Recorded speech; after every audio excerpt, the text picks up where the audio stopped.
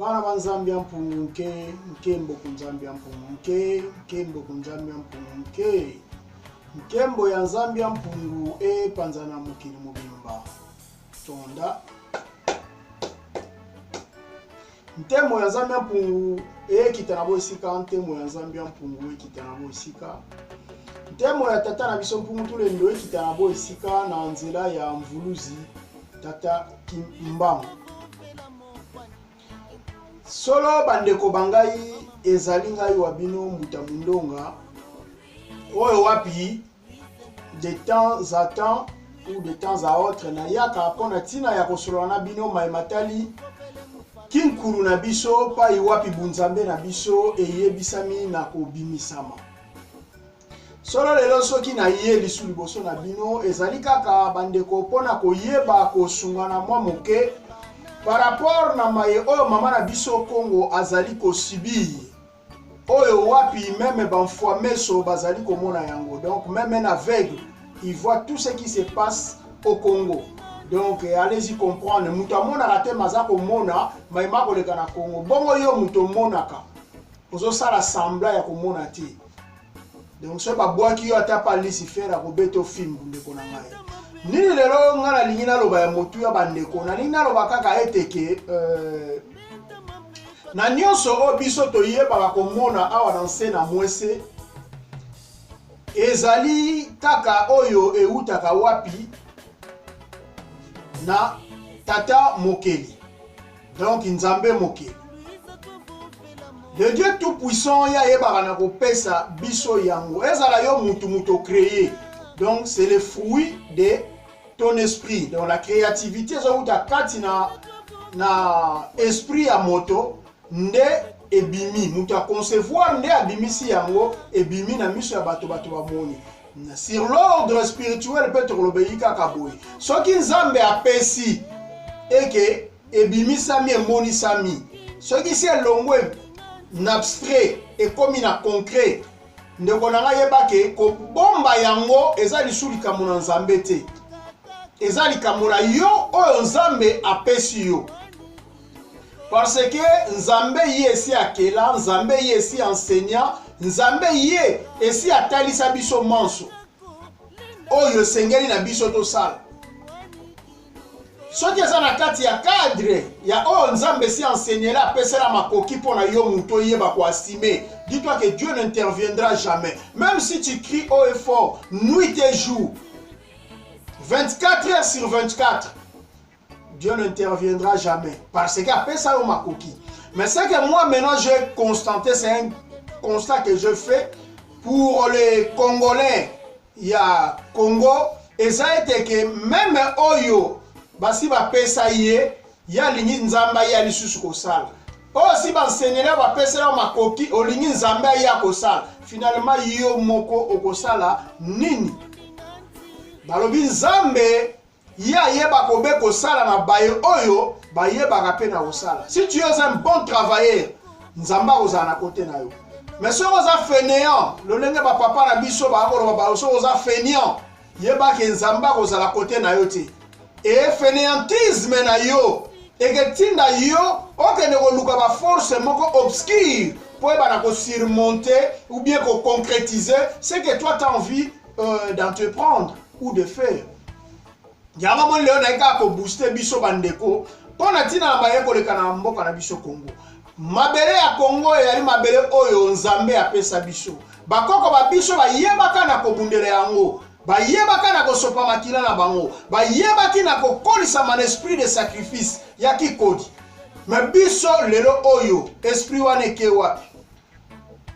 Tokotala yaya zinga adefandaka mabele oyo. Tokotala yaya Vita Kimpa adefandaka mabele oyo. Tokoyaya itala yaya mafuta adefandaka mabele oyo. Tokotala na kotanga bakumba ba yaya ebele na kati ya Afrique mobimba. Mbambuta n'en parlons pas. Tokotala mbuta mvuluzi tata Kimbangu adefandaka mabele o. Tokotala mbuta mampadi. Mbuta mpadi mfumu mpadi buka makengo tsuka adefandaka mabele o. Tokotala bambuta André Macho badefandaka mabele o. Tokotala bambuta Nzeza Nlandu badefendaka mabele oyo, bambuta Kasavu badefendaka mabele oyo.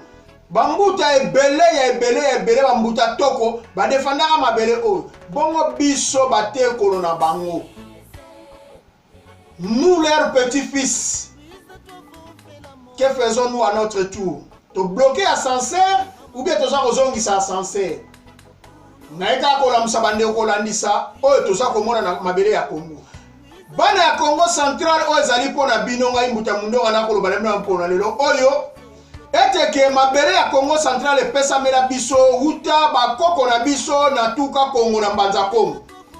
Mutu kadiati kwenu butu na moi faut ko bakobundila mabele wana. Soki na bi butu na moi, ça veut dire lendo e uta patata mpungu tu lendo. Soki bato alibanda bayaki o baka ko kotisa kindoki na kati mbanza Congo. O yaya vitaki bakangaka bango po biso nde tozana bunzambe ya solo bango bayaki na misuni na bango bayaki na bozambe na bango. Oyo bango basalaka na yango ko eba ko sala na yango pacte na bato na se na mai na mutu on nzambe abuwa kaka na mabele oyo alobaka ke malheur pour vous les habitants de la terre car le diable précipité là-bas na mokanda ya Tobi tango bayaka kopesa kindoki mais yaki pa vite akangaka bango mais na lendo oyo ya biso tata mpungu tu lendo apesaka epa ya kaka nzala panana kintereki nambo po bayeba na kokolisa bana po bayeba na koenseigner bana po na koyeba na kobatela bana lendo wana bandeko oyo nyonso to aza na yango na kati ya Congo d'Antioquia et en général et en particulier au Congo central ayeba na ko activer yango pona ko bundela mabele na biso ya Congo totika lisusu tante na bamingisi na basakana na biso courant ya inga yango yo okomona bamingisi na bakeli suko teka et pas bandeko na biso ya Afrique du Sud ndeko o ya Afrique du Sud mbuta Zuma oyo bango bako benga les grands criminels, le grand mafieux économique.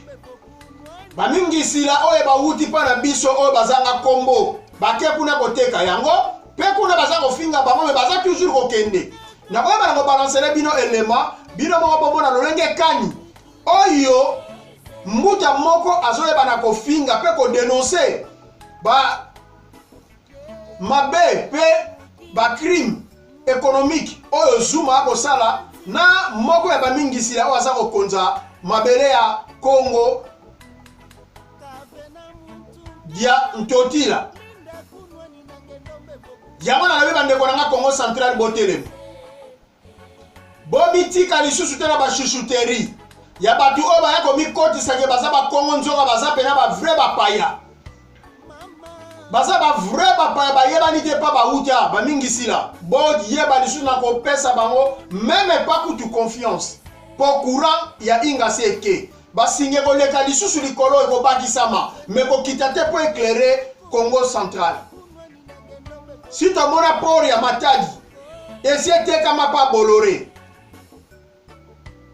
Bolloré nana tekela kaka mingisila oyo bayeli biso banyoka oyo batu oyo bazanga ekolo bazanga luvila bakoti na mabele ya Congo bazango yako nyata oyo nyonso tu bakoko na biso bayebaka na kosala pe kobundela dignité fierté ya biso Congo bazo yako nyata yango Matadi ekene maboko ya Bolloré soki boyebi te azali un opérateur économique ya munene ya français oyo aza koyeba na koexploiter partout alekaka tikaka mabe aleka Côte d'Ivoire alelisa so na bina tanga bamboka tokofanda awa ye wana ye pa na biso mingi sila sali nini depuis 2015 batekela ye mabele port oyo ya biso ya boma na kobalancer lema bino moko bolanda malgré ezali baarchive nyonso eza mpona koyeba kolamusa bino soki yo bundeli mabele te mutu mosu abundela yango yali te pamba te mabele oyo si epesamela biso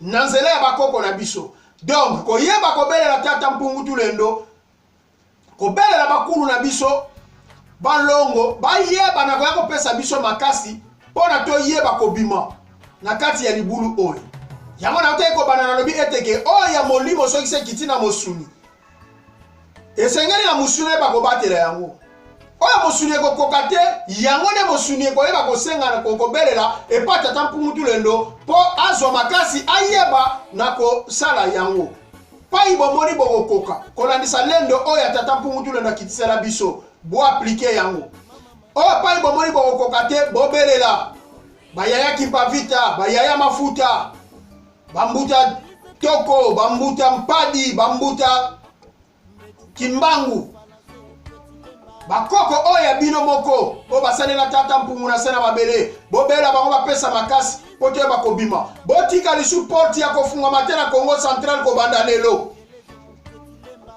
butu na moi boyeba na kokanga baporte nyonso tu kolakisa mingi silake mabele oyo ezali ya biso pamba te mabele yango wana bozwi na biso oyo bakoko batikela biso soki mabele wana ekei ezali pasi mpo na biso nazoloba na bino bato ya Congo Central pamba te namoni mwa tieder moko eza kuna nazo comprendre te mwa froideur malili bozotelema te yango nalobi nayeba na koningisa bino mwa moke mabele ya lokumu mabele ya révolution mabele ya résistance mabele oyo sikola Congo mobimba ezali bino donc tant que bino bokotelema te partout bakoninganinga pamba banoliaka bambongo na bango bakosala eloko te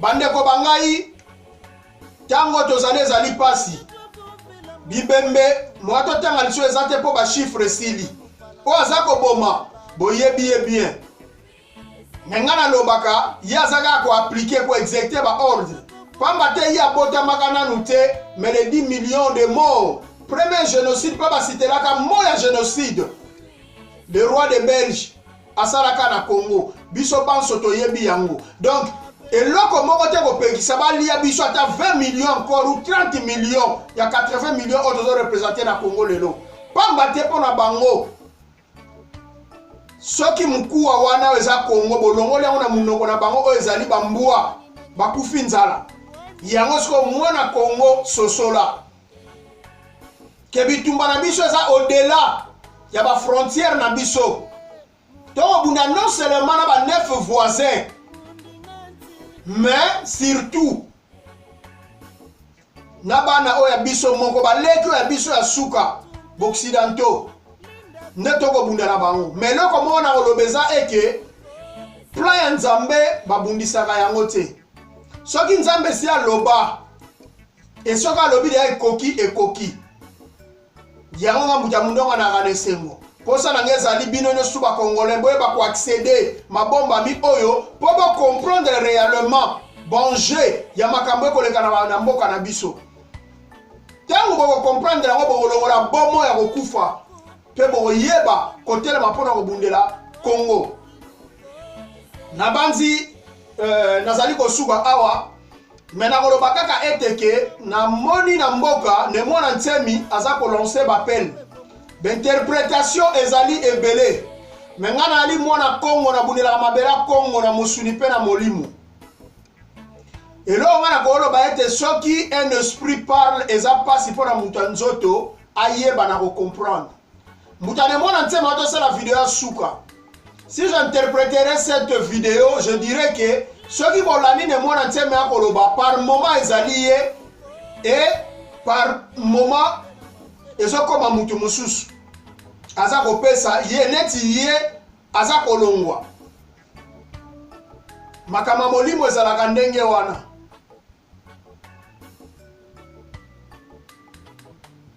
makama molimo ezalaka ndenge wana yango posa na ngeza plus ke bana ya Congo bakongole bosala violence to boyeba na koluka bo accéder oyo eza richesse na bino pamba te richesse oyo yali ya koleka na Congo ezali la spiritualité eloko na osenga boyeba oyo eleki badiama baor makambo mpo soki yo fondisami libanda na oyo likabo nzambe apesa biso ya bunzambe moyo batela oyo nyonso tu eza nkita ezali te. Le peuple Congo, vous êtes le peuple élu de Dieu, mais malheureusement vous-même vous ne le connaissez pas, vous ne le savez pas. Voilà pourquoi bazo ko yiba nkita o ezali ya yo. Voilà pourquoi bazo ko boma yo lokola nyama Voilà pourquoi bakomi kolia yo. Vous vous imaginez? Ba chinois ba outi Chine pour ba entre guillemets qu'on aurait ba contrat signé. Mais chinois komi ko bomba africain pe akomi kolia ye. Parenthèse au kaka na fungoli na Gabon chinois azo sala ba makada mezo mona na me baza ko sala ko boma ba gabonais po ba lia kaka misuni do ba carnival ba carnival ba lia kaka nzoto ya moto or soko zana bunzambe makamone ko yelo te pamba te yo tango so kotsa moto na kati ya ndako na yo ozo yeba ba intention na ye nini o ya ye nango o aza kotelisa yo boye na miso ya moto pe azali kobomba na sima mokongo na ye nkuki na ye o abombi ya molimo ya kindoki okoyeba nini o ezali kati na yango yango nalobi peuple congolais to telema to accéder bozwi o eleki bozwi nyonso bonzambe na biso biso tolukaka nzambe te nzambe nde aluka bakoko na biso quand bien même que bakoko batengamaki mais biso totelemi mpona koyeba koredresser la pente yango naza kosenga na bino bakongole boya bokota po ete toyeba komettre fin na maoyo eza koleka na mboka na biso nazongi na nemona ntemi ye alance appel mpona le 7 bandeko na nganga na koloba boyo résistance soki eza kondungwama na kati na mabele moko songolo bavoi ebimaka ebele bavoi ebimaka ebele moko ya voi yango wana alance appel mpona bana bayeba na kobima mpona kosikola mboka et je précise bien n'appel na ye parce que ngai na mwana Congo jamais ngai na ko encourager makama manduki po biso to bundaka na molimo na ndako ya ngai na bundaka pe na influence makambo ezali koleka na kati ya mabele ya Congo donc ça veut dire soki yo po la ngai o comprendre mabombami ya Congo sur le plan spirituel okoyeba ko influencer pe okoyeba ko bimisa bapaya o bana mboka na yo yango na lobi eteke ngana landi ba déclaration na ye mbutane mona nteme alobi te bazwa minduki basala boye mais je pense que aza toujours okende na lignée ya molimo et son appel est unitaire et non sectaire donc toyeba na kozwa oye alobi ekoki kozala étincelle ya moto kaka na processus oyo biso nyonso tu tozali nango ya résistance eza te totelema toloba te tokokende te parce que non toyeba kaka na kokende kokota parce que ezali nango kaka étincelle moto ebandaka kopelana esika moko boye quand bien même que spirituellement parlant moto si epela bana Congo bapelisa bana bilaka bapelisa ya minene si esalami pe eza koya ekosalama mais tango ye apelisi tokoloba non te pamba te azali mwana Congo azali moko ya bana Congo oyo balobi non donc quand un Congo dit non il faut l'accompagner na non na ye soki ezali justifié le pays est occupé il a dénoncé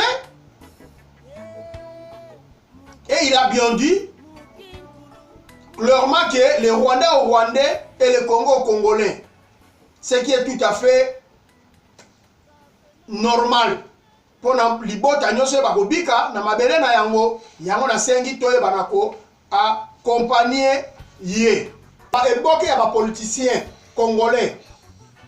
O bosangani na makambo na bino biso nyonso to na matoi to koyoka.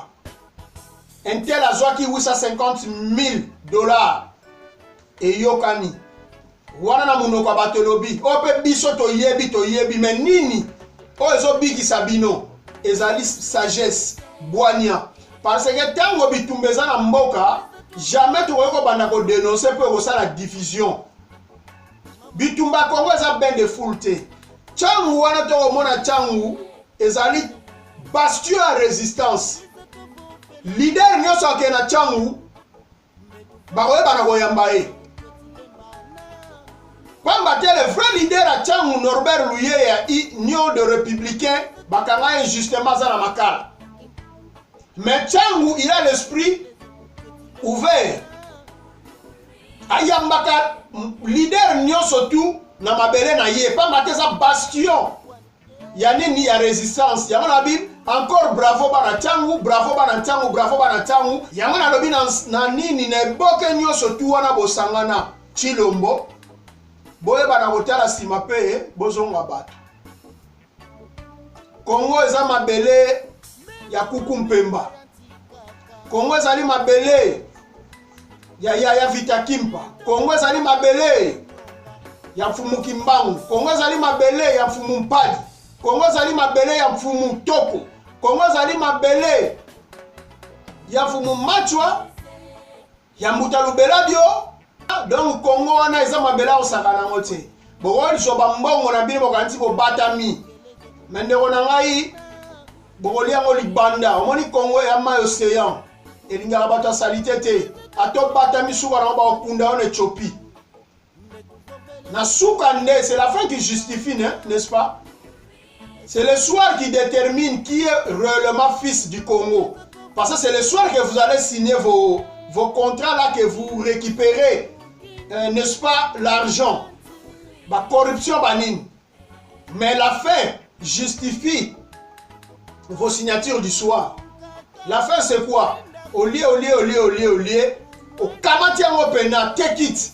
Ok, okundamana Éthiopie. Ko biso to yebi moko. Peso ki to lobi to chabino na kati pena autoroute. Ya molimo mingi bo yeba na ko sauter. Mais le auto osenga botala sima bozonga bato. Kongo ezali mabele na biso, mupaya ko saka na biso te. Mupaya ko saka na biso te. Na suki kaka wana bande kwa rassemblement botala sima bozonga bato. Na kubosana na kopesa message pa ya Kulutu Mbanda. Kulutu Mbanda obelela utakala. Soulèvement populaire. Oui, soulèvement populaire, message na yo yokani na Kisasa, il faut en être fier. Et que moko yandeko na yo a récupéré kaka message na yo, ne mwana nteni, atia ngo na place publique. Pamba te yo zali musika. Poete bana baye bana kokokisa, oyo yolo bakatango nyonso tu awa, na ba résistant nyonso tu que nous sommes ici. Luka na koyeba, kopesa message pona ndeko na yo. Pamba te to bundela mabele. Ne bandelo ko banda na yo ke ye pesi couleur mena suka soke dindi. To kobosa na nyonso to sala ki ne bandelo. Mais ne bandelo ko trébucher, ko commencer l'antitibon. Mais lorsque la ferme prend vraiment forme, bisono surtout ondimi. Obelela ki yango soulèvement populaire, ye wana mbuta pa lobi, toza na posa ya mot d'ordre na yo. Ne fils que kaka liloba, po ye banako ko fortifier, pe ko motiver bana ya Congo. Pamba tende tolobaka, lobande batu o balinga na bango kondima te. Na kati ya mosaïque Congo, tozali na ba leader Équateur na leader nango Kasai leader nango ba Swahilophone leader Katanga Congo central ndenge zwakana Kisasa na yango leader na yango. Et moi je pense que ba leader nyonso soki ba sangani ba lobby mboka ane sikolwami. Yango tina ya koboya ke kotukama. Soki moko alobi soki yo Kulutu Mbanda olobi ba leader nyonso baza censé condamner ya ko appuyer yo et non ya ko finga yo et non ya ko repousser. Pareil yango na ko senga na yo na bigo Kulutu abaleki yo kaka baleki oyeba nako appuyer oyo mbutane mwana nsemi ayebi nako libérer mengana lobi ke biso bana ya Congo toya ko appuyer o nyonso tout ezali étincelle toyaka pamba te ezali étincelle pa tozokende biso toyebi na suki obe awa matondo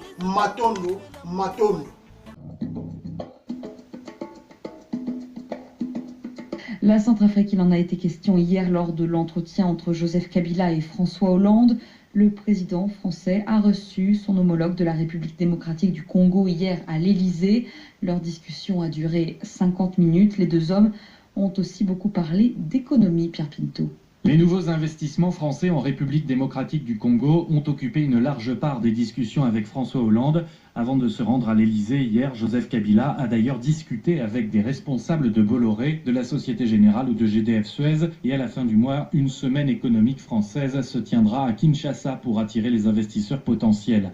Parmi les autres questions abordées, la Centrafrique, la RDC maintiendra ses quelques 1000 hommes sur place qui passeront sous casque bleu le moment venu. Les présidents Kabila et Hollande plaident d'ailleurs tous les deux pour que la force onusienne qui prendra pied en Centrafrique en septembre s'articule autour de l'actuelle mission panafricaine. Alors François Hollande a-t-il fait allusion à la constitution congolaise ou à la candidature supposée de Joseph Kabila à sa propre succession en 2016? Non, se félicite Lambert Mende, le porte-parole du gouvernement congolais, présent au sein de la délégation, et pour qui cette question relève de la souveraineté de la RDC. Dans son communiqué, l'Élysée se borne à mentionner l'attachement de la France à la protection des libertés publiques, à la stabilité des institutions et à la défense des droits humains en RDC. Quoi qu'il en soit, au sein de la délégation congolaise, on estime que désormais la confiance est rétablie après les malentendus de 2012. Paradoxe, en RDC, l'électricité est rare. Selon les statistiques, seuls 9% des habitants ont du courant électrique.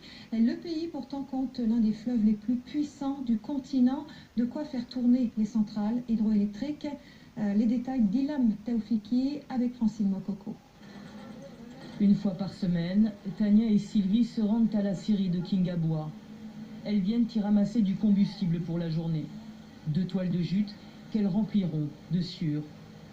Ça ne leur coûte presque rien et ça permet de faire chauffer les marmites de leur petite gargote. Par rapport à ça permet de cuisiner rapidement par rapport à la braise, dont le sac ne dure que 2 ou 3 jours. Avec le copeau de bois, ça dure plus longtemps, on dépense moins par semaine.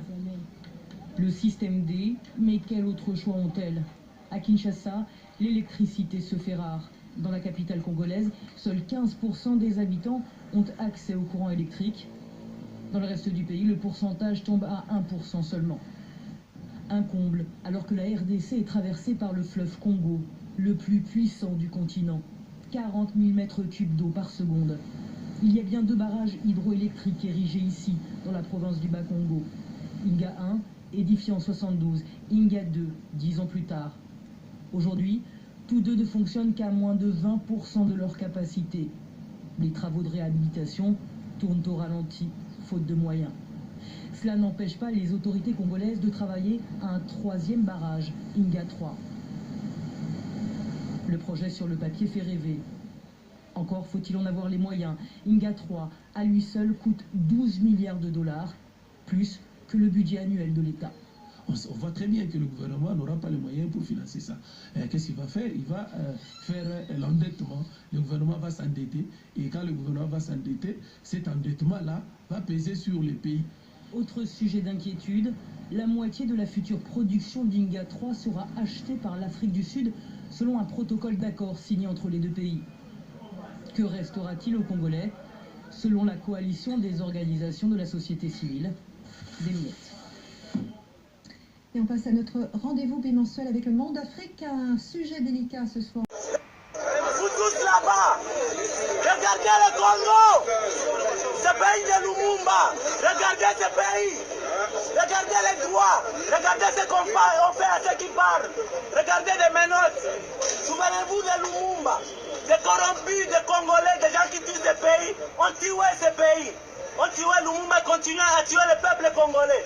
Vous le regardez, vous êtes des complices.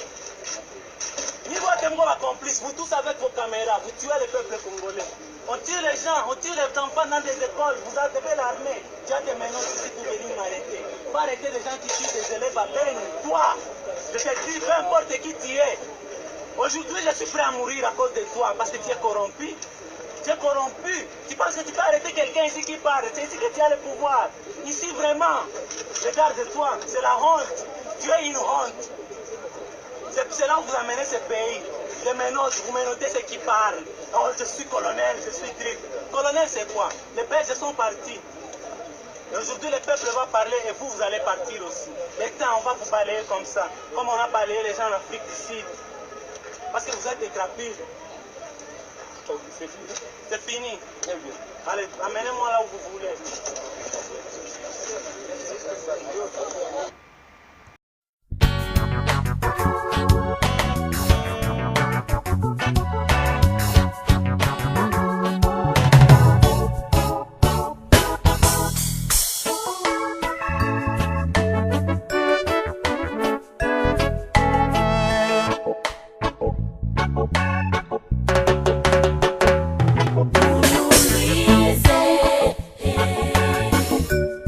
Louise,